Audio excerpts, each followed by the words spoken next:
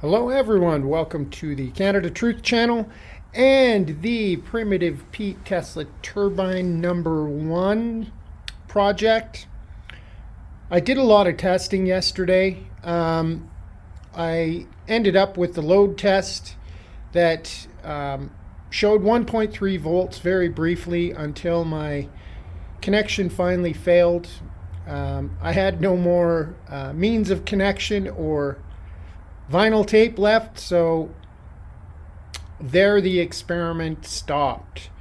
Because I did so much testing and loading on Primitive Pete yesterday, I decided to take it apart, service the bearings a little bit, and clean it up. And while I had it apart, because it's working so well,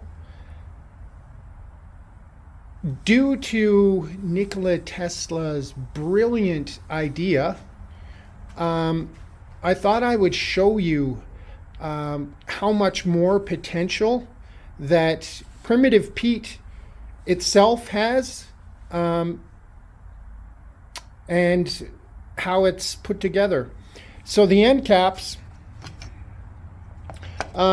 were rough inside and more wasted space. So I just epoxied a CD to cover that gap. It's by no means perfectly sealed. There's a spring washer that goes here in this end cap. But if you take a look at this housing, it's pretty thick. So there was a lot of wasted space in there as well. And not only that, look at how much wasted space there is. There's 18 discs currently. I didn't initially do that on purpose, but it worked out to 18, which makes me smile. Those of you that follow Tesla's theories and writings know the significance of 18. But look at all of that wasted potential. This thing has the torque that it has and the efficiency it has, but I've got all that wasted potential there.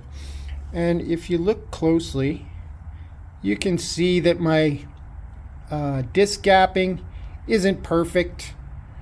So there's a lot of issues. Here on this end, I've got a spacer between the first disc and the bearing. Version 2, I'm going to reduce that space a whole lot according to the original design. And I'm going to build a unit with likely different discs, but I'm going to fill this entire gap because I really believe that the more discs, the more torque. I also have another theory.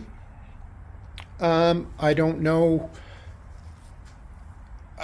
if I'm going to bother proving it or not, or if I'm just going to use exactly the same kind of process of finishing that I used this time. But I sanded all the discs, the coatings off all the discs with a 120 grit paper, and it roughed up the surface a little bit, well, compared to the coating at least. And I'm wondering if this roughed up surface is creating more friction for the air to grab the discs better. I don't know. What do you guys think out there? But when you put the casing on,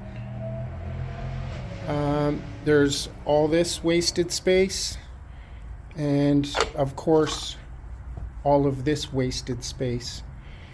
And I call it wasted potential because I fully believe when this is full of discs and This is full of discs, and it's working. You know, all the exhaust ports are correctly lined up.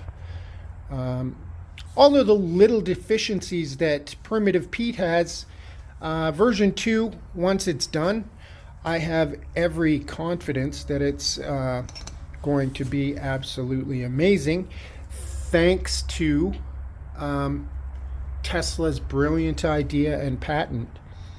So I'm not going to follow the patent exactly.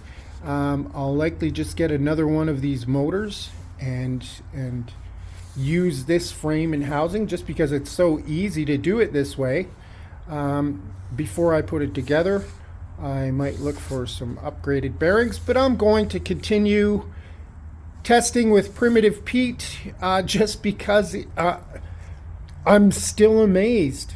I'm not amazed at what I've done. I'm amazed how well Tesla's idea and technology works despite what I've done.